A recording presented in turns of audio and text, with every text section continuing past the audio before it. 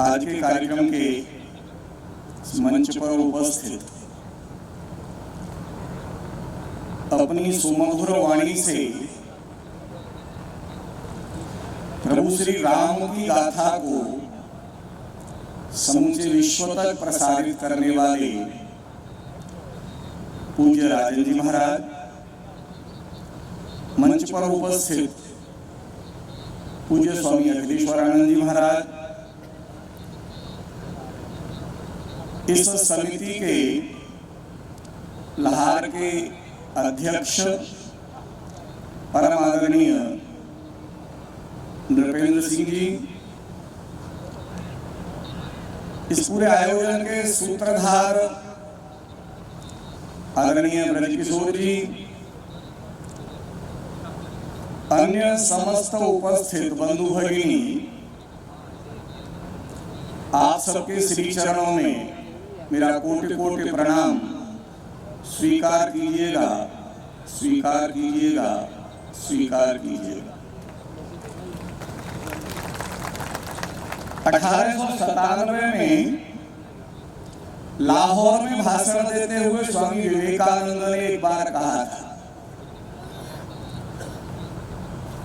महर्षि वेदव्यास लिखते हैं, स्वामी जी का वाक्य है, महर्षि वेदव्यास लिखते हैं कि 84 लाख योनियां भ्रमण करने के पश्चात जिनके पुण्य शेष बचते हैं उनको मानव योनि प्राप्त होती है, क्योंकि केवल यही योनि है जो मोक्ष दिला सकती है, शेष सारी योनियां भोग योनियां हैं।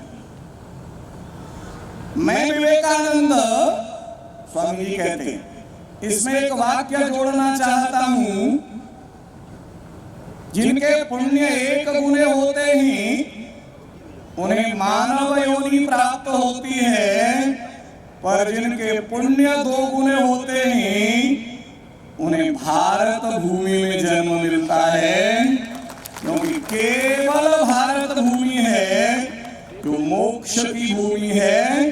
कोई अमेरिका में जन्म लेकर, ऑस्ट्रेलिया में जन्म लेकर, यूरोप में जन्म लेकर मुक्ति प्राप्त नहीं कर सकता।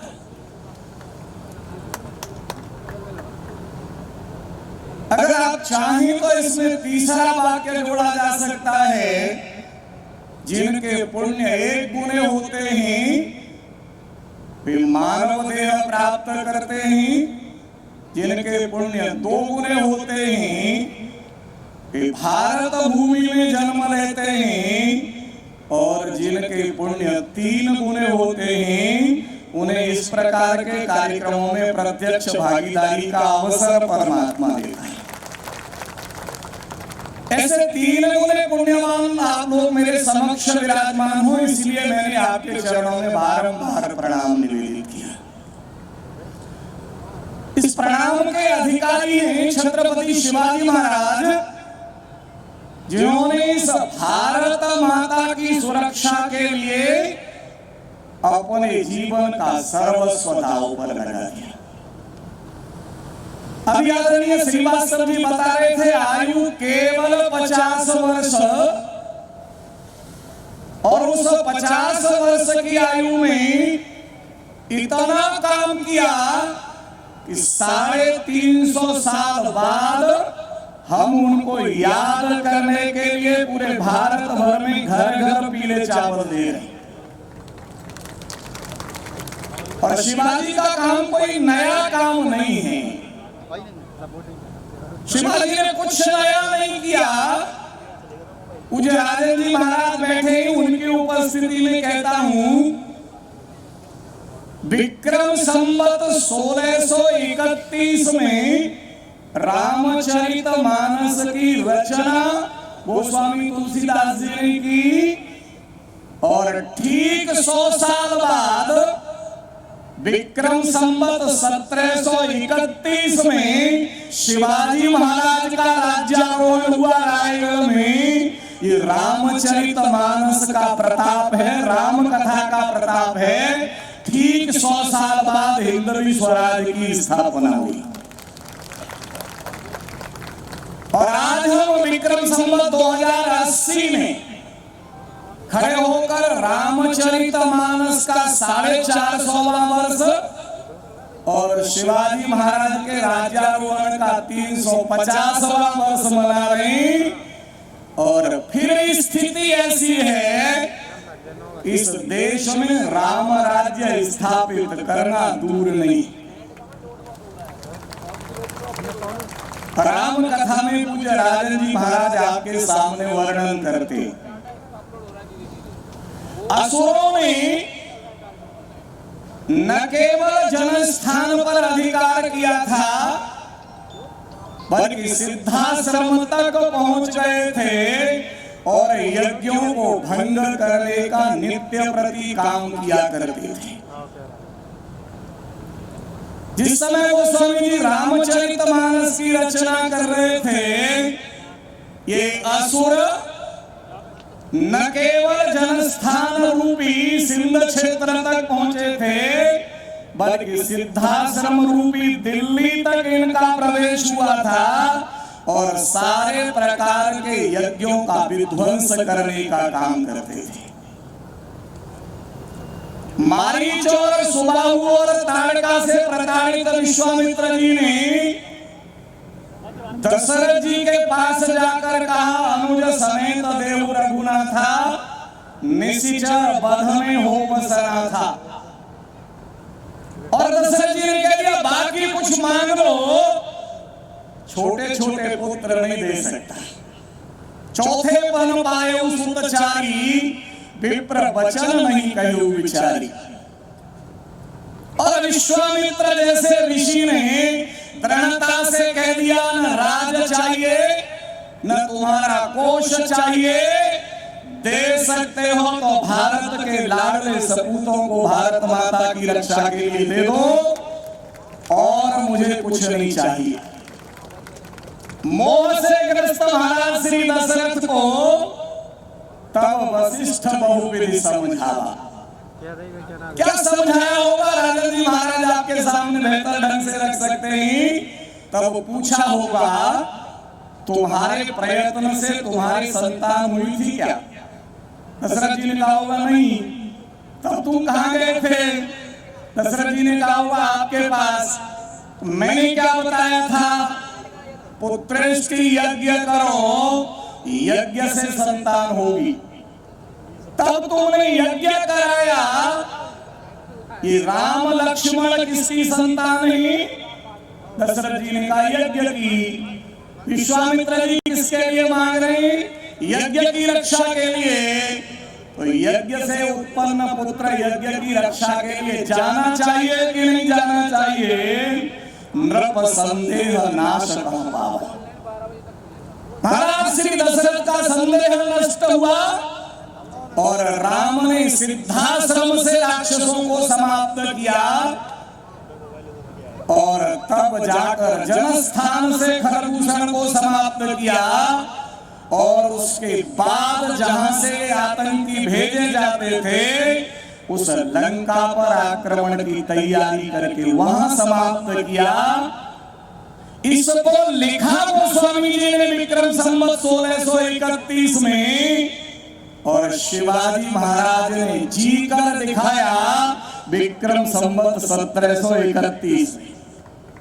ठीक 100 साल बाद उस सिद्धाश्रम यानी महाराष्ट्र से इन असुरों को बाहर निकाला और बाहर निकालने के बाद दिल्ली यात्रा की। राम का जो वनवास है, ठीक वही शिवाजी महाराज की दिल्ली यात्रा।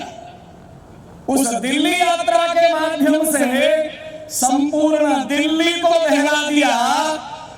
और दिल्ली दहलाने से काम नहीं चलेगा। इस राष्ट्र को स्व के जागरण की आवश्यकता है, क्योंकि राष्ट्र का पराभव क्यों हुआ? तब भी पराभव क्यों हुआ? रावण को समाप्त करने वाली बहुत सारी शक्तियां उस काल में विद्यमान थी। रावण को 6 महीने तक अपनी काख में दबाकर सातों समुद्र को घूमने वाला बाली मौजूद था। रावण को कीड़े की तरह पकड़ के अश्वशाला में ले जाने वाला बलि मौजूद था और रावण को ले जाने वाला सहस्त्रार्जुन मौजूद था। सहस्त्रार्जुन की 1000 भुजाएं काटने वाले परशुराम मौजूद थे, परंतु गड़बड़ ये थी कि इन सारी शक्तियों में आपसी सामंजस्य नहीं था। राम का प्राकट्य रावण के वध के लिए नहीं था, राम का प्राकट्य था इस राष्ट्र के स्व के जागरण के लिए। देहवादी महाराज श्री दशरथ विदेह जनक से बात नहीं करते थे कि राम ही जिन्होंने इन दोनों को समधि बना दिया। जो विश्वामित्र वशिष्ठ से संवाद नहीं करते थे कि राम ही जिन्होंने दोनों गुरुओं को एक स्थान पर लाकर खड़ा कर दिया। 1631 में राम की इस गाथा को गाने के बाद रामचरितमानस को जिया शिवाजी महाराज ने, और जिस जनता के मन में गुलामी की दासता ऐसी बस गई थी कि इन मुगलों से मुक्ति संभव नहीं है, उस गुलामी की मानसिकता से जनता को बाहर निकालकर तुम राम के वंशज हो, तुम राम राज्य स्थापित कर सकते हो, और इस सनातन में वो क्षमता है कि प्रत्येक क्षेत्र में स्व के भाव का जागरण कर सकता है। उस भाव को जनता के बीच लाने का काम, जगाने का काम, प्रतिपादित करने का काम, सिद्ध करने का काम जिस व्यक्तित्व ने 44 वर्ष की उम्र में किया, वे थे छत्रपति शिवाजी महाराज। गागा भट्ट को बुलाकर रायगढ़ के दुर्ग में राज्याभिषेक कराया, छत्रपति बने। बालक शिवा छत्रपति शिवाजी महाराज के नाम से इस भारतवर्ष के सिंहासन पर आसीन हुए और हिंदवी स्वराज इस नाम से स्थापना की। केवल स्थापना नहीं की, तो सर्वोपधा शुद्ध अपने अमात्यों को बनाने की शुद्ध सनातनी परंपरा थी। उस परंपरा से अष्ट प्रधान की व्यवस्था की। उनके मंत्री किसी उस जमाने के प्रचलित नाम से नहीं जाने गए, अष्ट प्रधान के नाम से जाने गए, जो भारत की सनातनी परंपरा में जाने जाते थे। उन्होंने भाषा की दृष्टि से शुद्ध कोश लिखवाने का काम किया। उस जमाने के प्रचलित मराठी शब्दों को लेकर आए, फारसी भाषा के शब्दों को चुन चुन कर दूर किया, क्योंकि शब्द का, भाषा का, मातृभाषा का महत्व कितना होता है ये शिवाजी महाराज से बेहतर कोई नहीं जानता था। आज में सारी स्थितियां फिर रही। 350 साल बाद आपके घर में कोई पीले चावल लेकर जाता है। इस हिंदवी स्वराज की स्थापना के 350 साल पूरे हो गए। आप आइए स्टेडियम में कार्यक्रम में, इस कार्यक्रम के पीछे का हेतु क्या है? राम राज्य से पूर्व जो तैयारी करनी पड़ी थी, आज फिर दुनिया में भारत माता के राज्य का समय आ गया। भारत माता विश्व गुरु बनने के लिए तैयार है। और अगर आपको आश्चर्य न हो तो मैं ये कहूंगा, भारत माता विश्व गुरु बन गई।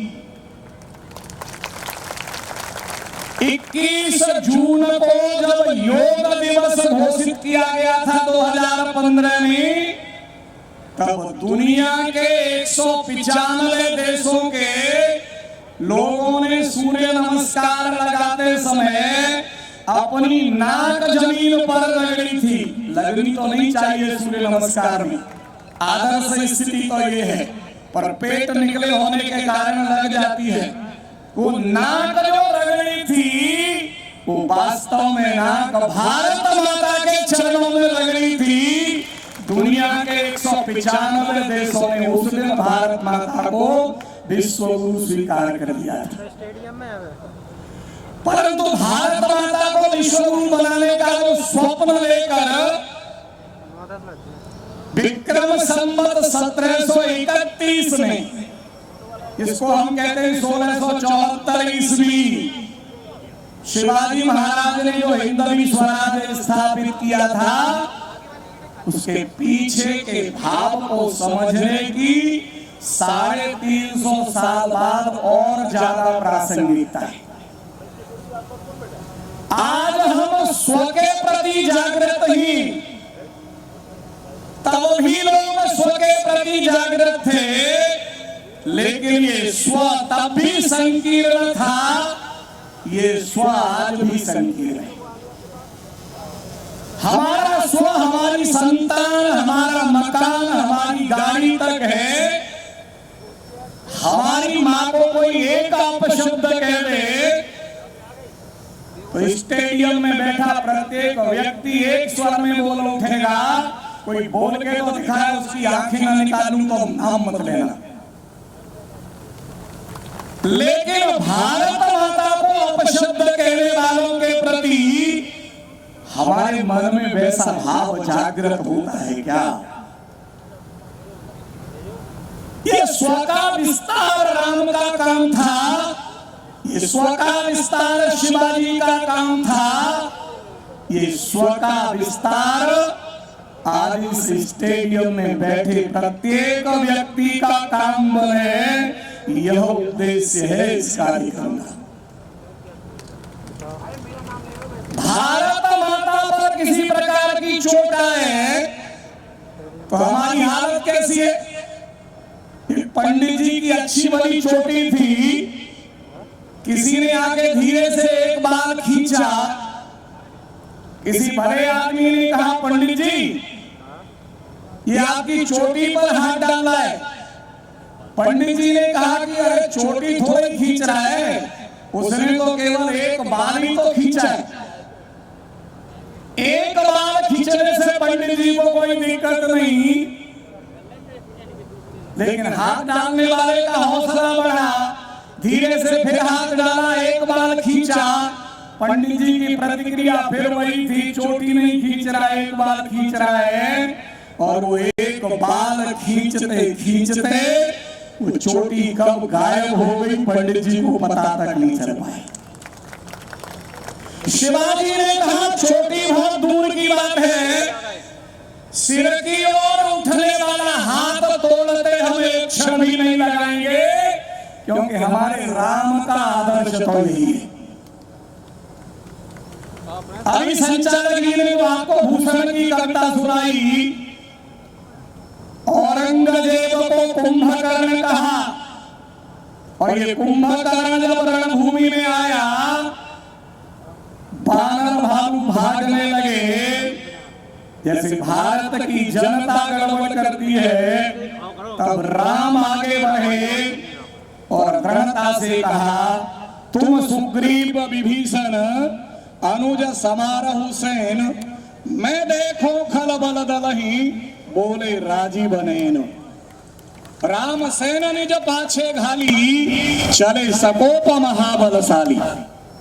1731 के वर्णन को 1631 के वर्णन को 1731 में पढ़िए, और 1731 में जो चर्चा आपको श्रीवास्तव जी ने सुनाई, शिवाजी को पकड़कर बाएं हाथ से घोड़े से उतरे बिना गिरफ्तार करके ले आऊंगा, ये दंभ भरने वाला अफजल खां अपनी आंखें नहीं बचा पाया, क्योंकि शिवाजी राम के आदर्श से प्रेरित थे। भारत माता की ओर उठने वाली आंख उठने से पहले फोड़ दी जाएगी, हाथ उठने से पहले तोड़ दिया जाएगा। ये करके शिवाजी महाराज ने दिखाया। पर ये केवल युद्ध का विषय नहीं था, भारत माता के लिए मरना जरूरी था, शिवाजी ने मरकर दिखाया। लेकिन भारत माता के लिए जीना जरूरी था, शिवाजी ने जी कर दिखाया। ये भारत माता के ऊपर गंदगी कोई करे, अरे तुम अपनी मां के ऊपर गंदगी स्वीकार नहीं कर सकते तो भारत माता पर गंदगी कैसे स्वीकार कर सकते हो? पर्यावरण के क्षेत्र में शिवाजी का जो काम है वो अद्भुत है। 350 साल बाद उसकी प्रासंगिकता बहुत ज्यादा है। ये 150 करोड़ लोगों के 300 करोड़ हाथ अगर पर्यावरण की सुरक्षा में लग जाएंगे तो G20 के लिए आने वाले सारे प्रतिनिधि भारत माता के उस स्वर्णिम रूप के दर्शन कर पाएंगे। सरकारी प्रयत्नों से ये संभव नहीं होगा, करना हमको पड़ेगा। धरना हमारा, प्रदर्शन हमारा, समस्या हमारी। अपनी गाड़ी से जा रहे हैं उसको ठीक स्टैंड पे लगाते ही, लेकिन एक क्षण लगाए बिना सरकारी मशीनरी की, सरकारी वाहनों की तोड़फोड़ करते हैं, क्योंकि स्व का विस्तार नहीं हुआ। ये हमारी अपनी संपदा है। और तब राजन जी महाराज आपके सामने वो विषय रखते हैं, शिवाजी भरत के अनुयायी हैं, मनाना राम को है, पर अयोध्या की संपत्ति आरक्षित छोड़कर जाना स्वीकार नहीं। रात भर भरत चिंतन करते हैं, संपत्ति सब रघुपति के आही, जो बिनु जतन चलो तजिताही। ये सारी संपदा मेरे राम की है, इस संपदा को आरक्षित छोड़ के जाना ये राम भक्ति नहीं है।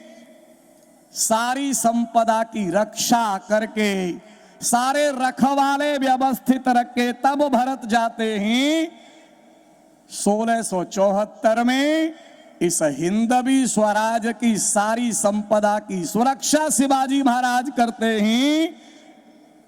और आज 2023 में 350 साल बाद हमसे प्रश्न पूछते हैं कि तुम इस भारत माता की संपदा की सुरक्षा की चिंता कितनी करते हो? यदि तुम भारत माता की संपदा की सुरक्षा की चिंता नहीं करते तो तुमको शिवाजी का, तुमको राम का वंशज कहलाने का अधिकार है क्या?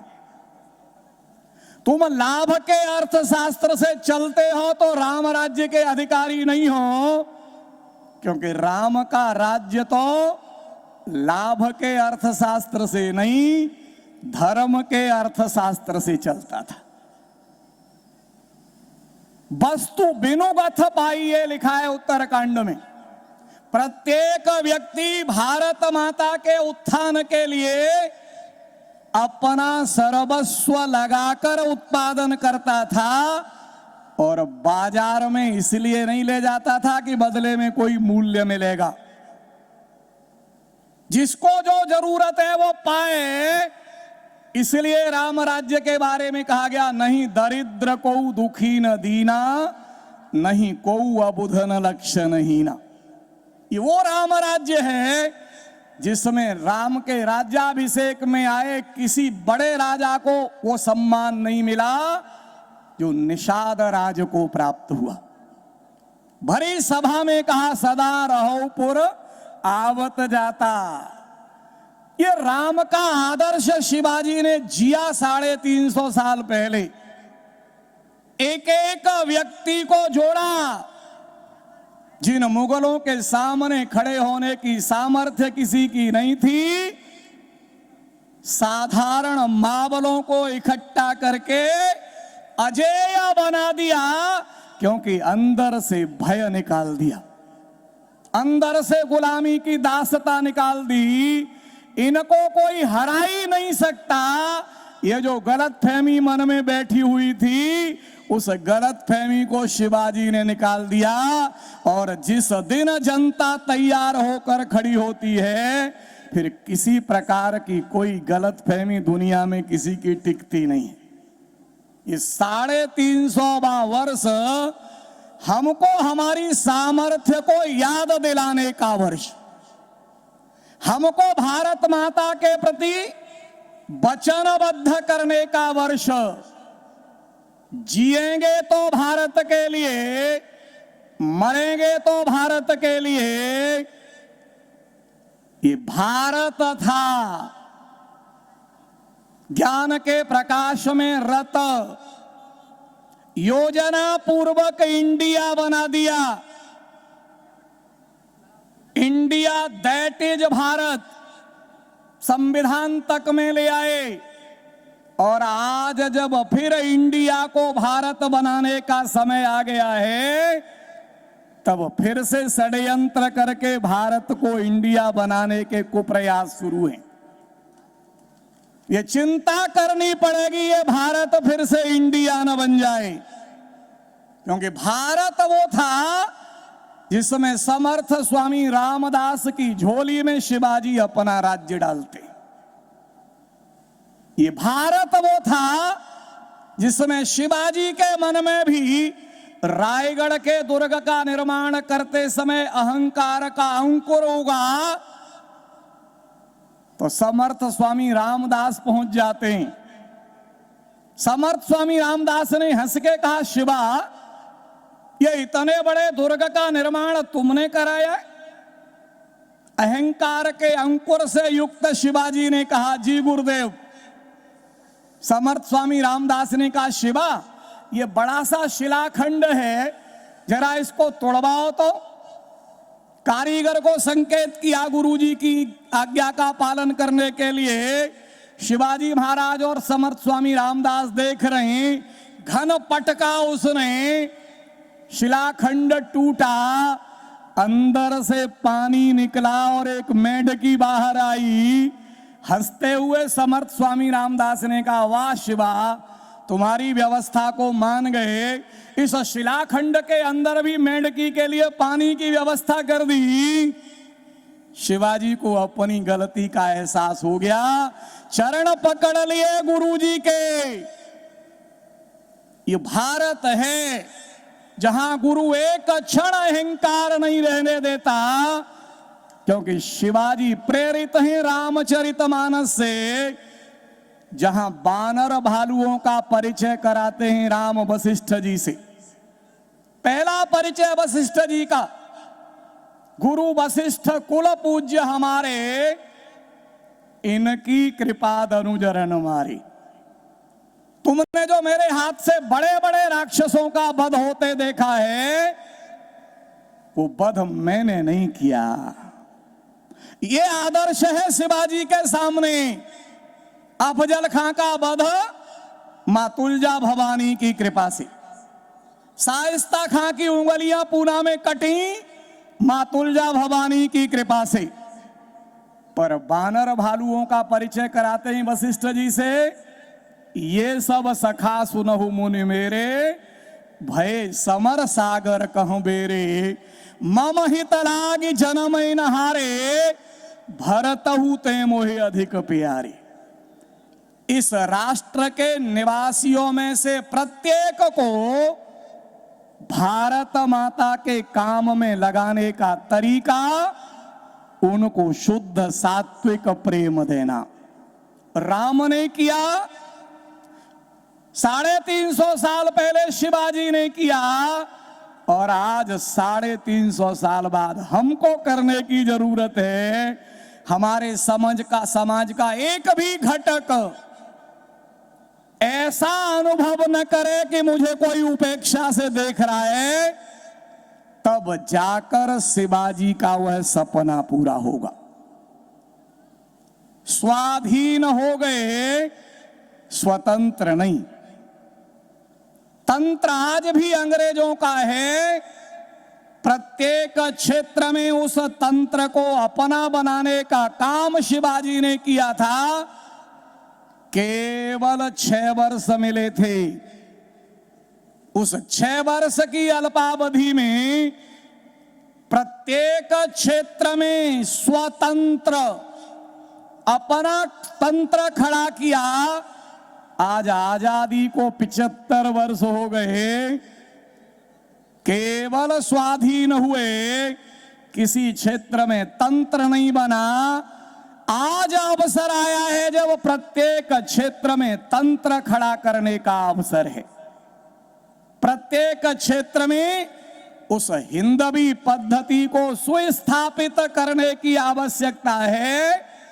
राक्षसी शक्तियां सिर उठाएंगी, मारीच का वेश धारण करके सीता हरण का प्रयत्न करेंगी, पर इस राष्ट्र के सारे बानर भालुओं को एकत्रित करके, जैसे शिवाजी ने मावलों को एकत्रित किया था और एक एक करके सारे दुर्ग जीते और स्वतंत्र इतना प्रभावी बनाया कि शिवाजी के जाने के बाद भी औरंगजेब जैसा शासक दक्षिण भारत में डेरा डाल के बैठ गया, लेकिन उस स्वराज्य को समाप्त नहीं कर पाया। औरंगजेब की कब्र बन गई औरंगाबाद में, वो स्वराज्य जैसा का तैसा रहा और मराठों ने अटक से कटक तक अपना झंडा फहरा दिया। दिल्ली मराठों के इशारों पर चलती थी। ये शिवाजी के उस स्व की ताकत थी। आज इस स्व को फिर से समझने की और स्थापित करने की आवश्यकता है। ये स्व का बोध हमें हो, अपनी ताकत को हम पहचाने, अपने ढंग का काम हम खड़ा कर सकें, अपनी रुचि के अनुसार भारत बना सकें, इस भारत को फिर से इंडिया बनाने के कुचक्र से मुक्ति दिला सकें, ये संकल्प करने का पर्व है यह कार्यक्रम। और परम सौभाग्य है हमारा, इस कार्यक्रम में ऐसी 2 विभूतियां हमारे बीच में हैं। 1631 में रचे गए उस रामचरितमानस को युगानुकूल रूप में गाने वाले पूज्य राजन जी महाराज और अपनी तूलिका से भारत माता की सेवा करने वाले बाबा आज हम सबके बीच में हैं। कोई भारत माता की सेवा करने के लिए जब खड़ा होता है तो उसकी क्षमताएं कितनी बढ़ जाती हैं। कब साधारण सा शिवनेर के दुर्ग में जन्म लेने वाला शिवा छत्रपति शिवाजी महाराज बन जाता है। यह अनुभूति का यह पर्व है। उस पर्व को जीने के लिए, उस पर्व के संदेश को ग्रहण करने के लिए, जिस प्रकार शिवाजी ने स्व का व्रत लिया था, इस स्व के व्रत में मेरा क्या योगदान होगा, ये चिंतन यहां से ले जाने के लिए हम सब यहां इस कार्यक्रम में एकत्रित आए हैं। मैंने आरंभ में कहा था आपके इतने पुण्य थे कि मनुष्य बने, ये पुण्य दुगुने हुए।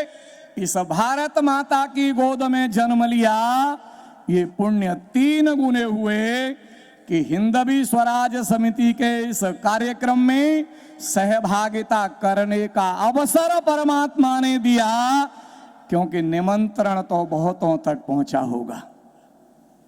जिनके पुण्य केवल 2 गुने थे वे नहीं आ पाए। तब भी नहीं आ पाए थे जब राम का रावण के साथ युद्ध चल रहा था, खरदूषण के साथ युद्ध चल रहा था। तब भी समाज की सज्जन शक्ति कहे जाने वाले वे देवता केवल पुष्प वर्षा कर रहे थे। ये सज्जन शक्ति की गड़बड़ी यही है, वो दूर से फूल बरसाने का काम करती है। बाबा ने अरण्य कांड में तो व्यंग्य किया, सुर डरत 14 सहस प्रेत, बिलो की एक आबद धनी। तो 33 करोड़ देवता डरते ही अकेले राम राक्षस 14,000। मानो बाबा का व्यंग्य है, तुम्हारे लिए लड़ रहे हैं और तुम केवल पुष्प वर्षा के लिए तैयार बैठे हो। जो जीतेगा उस पर फूल डाल देंगे। राम रावण के युद्ध में तो एक स्थिति जब बराबर की टक्कर आई तो बाबा व्यंग्य करते हैं, देवता कहने लगे जय हो जय हो। किसी ने पूछ लिया किसकी? बोले हम तो केवल जय हो बोलेंगे। मान लो बाई दावे रावण जीत गया तो कह तो सकते हैं तुम्हारी बोल रहे थे। ये डर निकालने का काम राम ने किया, ये डर निकालने का काम शिवाजी महाराज ने किया। ये डर निकालने का काम ऐसे कार्यक्रम देश भर में कर रहे हैं। और राम जी के लाडले, शिवाजी के चहेते, भारत माता के प्राणों से प्यारे पुत्र पुत्रियां अपना सर्वस्व त्याग कर भारत माता की सेवा के लिए निकल रहे हैं।